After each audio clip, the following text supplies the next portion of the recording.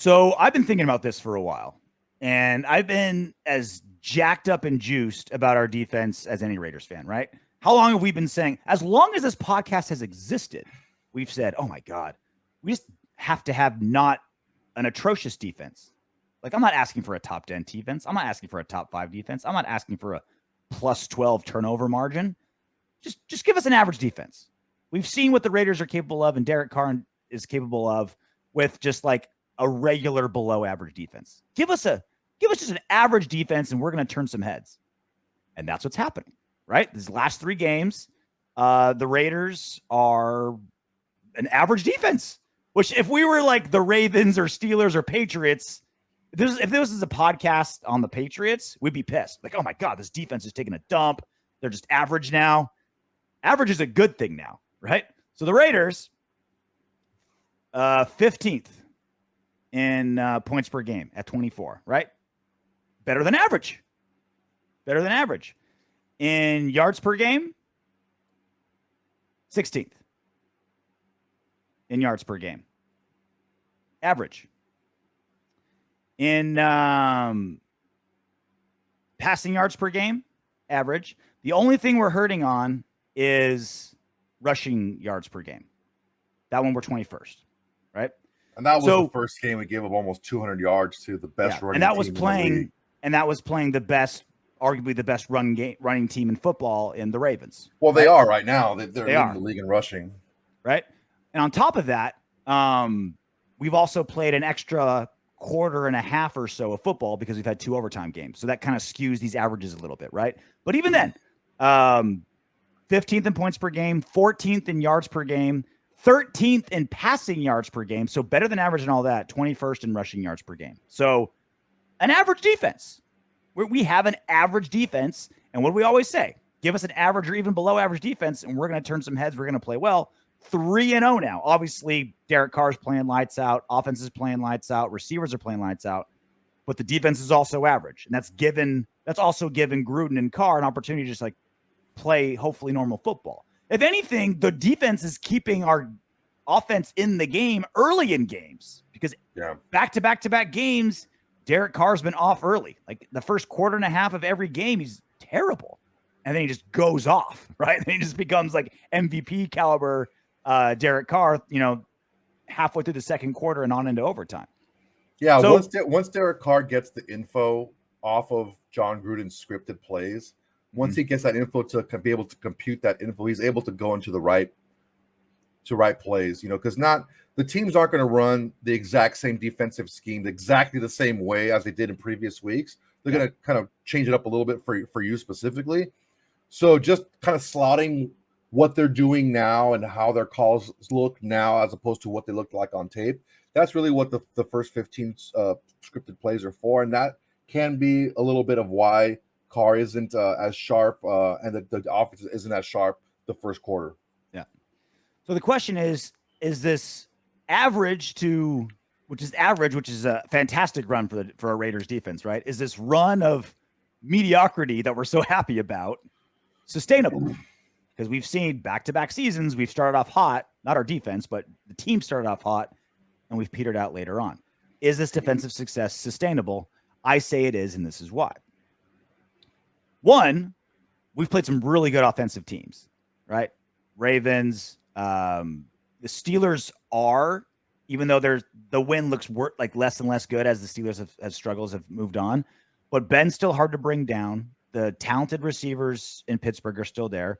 Jacoby Brissett played the game of his life as a Dolphin. They still have incredible receiving threats in Miami that we were able to keep in check, deep balls, etc. If I can talk about Jacoby Brissett for a second. Sure. This guy is not a slap. He's not a slapdick. No. He wasn't given the opportunity to play in Indianapolis. He was backing up Brady in fucking New England. He wasn't going to play there. Fine. Yeah. He got traded to Indianapolis. He played a couple games. They wanted to get, a veteran guy. They got Rivers, and then Brissett backed him up. After the season, Reich wanted to get Wentz in there, and they shipped Brissett, and he signed with the Dolphins. The Dolphins, he's playing the fucking Fitzy role, and Tua is what is he going to be? I don't know if they fall in love with him or don't fall in love with him, but Jacoby Brissett is a legit quarterback in this league. He's a fringe starting quarterback, and he's better than those rookie quarterbacks that you see out there. He's better than those guys right now, at least. Maybe not when they develop, but he's not some just shitty quarterback out there. He's a good quarterback, and especially when he has weapons. He's serviceable. He's better than he's 1,000 times better than your average backup quarterback, right? I think he's better than Tua, right? Like I think so. Brissett played better than everyone's like, oh, you played the backup quarterback. The backup's better than the starter right now, right? Jacoby Brissett's better than Tua, September 29th, 2021, right? Yeah.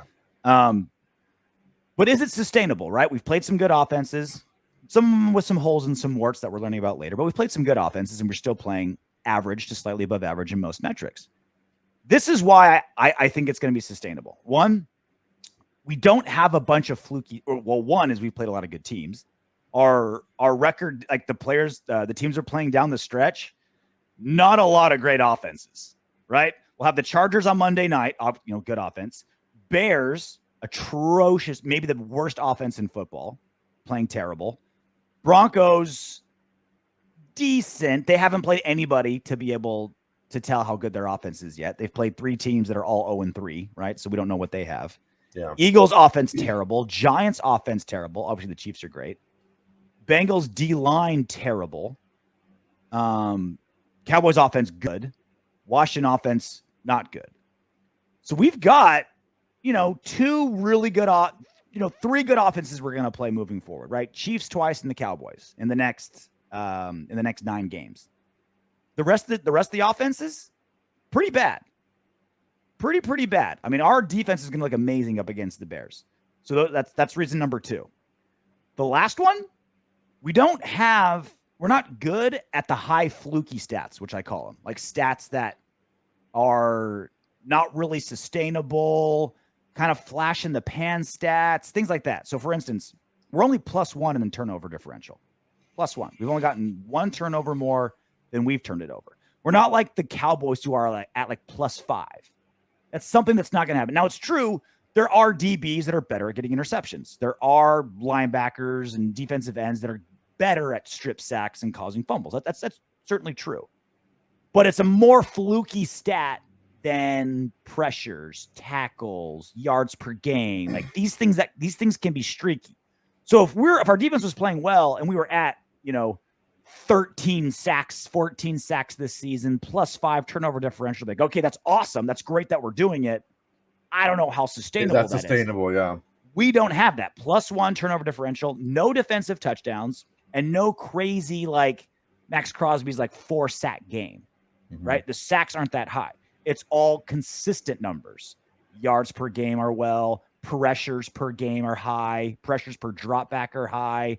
All the consistent high number stats is part of our success. The crazy fluky stats, high sacks, +5 turnover differential, we don't have that. So that tells me, Soto, that this defense that's playing average, which is amazing by Raiders standards, is sustainable. This is something that can continue.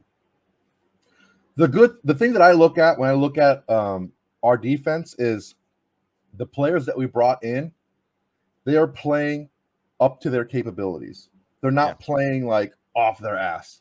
That's one of the things that I pointed to with the Dolphins possibly having a drop back this year was they had some guys. They lost Van Noy. He signed back with the Patriots.